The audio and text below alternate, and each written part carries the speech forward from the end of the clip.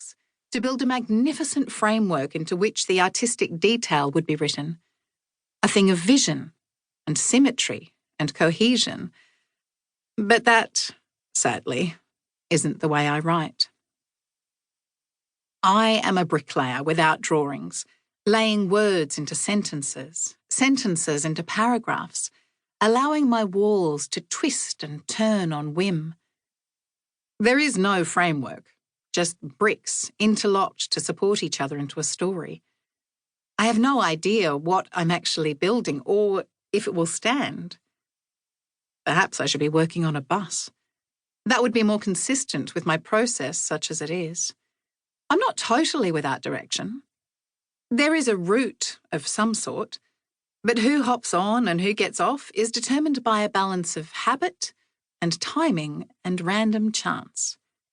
There's always the possibility that the route will be altered at the last minute for weather or accident, some parade or marathon. There's no symmetry, no plan, just the chaotic, unplotted bustle of human life. Still, ceilings have a wonderful, lofty perspective that buses do not. These have gazed down on writers before. Do they see one now? Or just a woman in the library with a blank page before her? Maybe I should stop looking at the ceiling and write something. I force my gaze from its elevated angle. Green-shaded lamps cast soft ellipses of light that define boundaries of territory at the communal reading tables. Spread out, by all means, but stay within the light of your own lamp. I sit at the end of one of dozens of tables placed in precise rows within the room. My table is close enough to the centre of the hall that I can see green lamps and heads bent over books in all directions. The young woman next to me has divested her jacket to reveal full-sleeve tattoos on both arms. I've never been inked myself, but I'm fascinated. The story of her life etched on her skin. She's like a walking book. Patterns and portraits and words, mantras of love and power. I wonder how much of it is fiction. What story would I tell if I had to wear it on my body? The woman is reading Freud.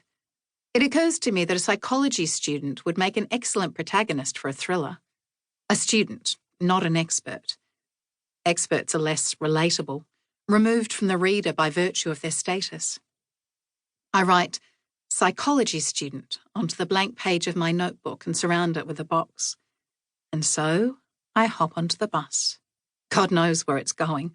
I just grabbed the first one that came along. Beneath the box, I make some notes about her tattoos, being careful not to make it obvious that I'm reading her ink. Across from me sits a young man in a Harvard Law sweatshirt. He cuts a classic figure, broad shoulders, strong jaw and a cleft chin, like he was drawn as the hero of an old cartoon. He's been staring at the same page of the tome propped before him for at least 10 minutes. Perhaps he's committing it to memory, or perhaps he's just trying to keep his eyes down and away from the young woman on my left. I wonder what they are to each other. Lovers now estranged?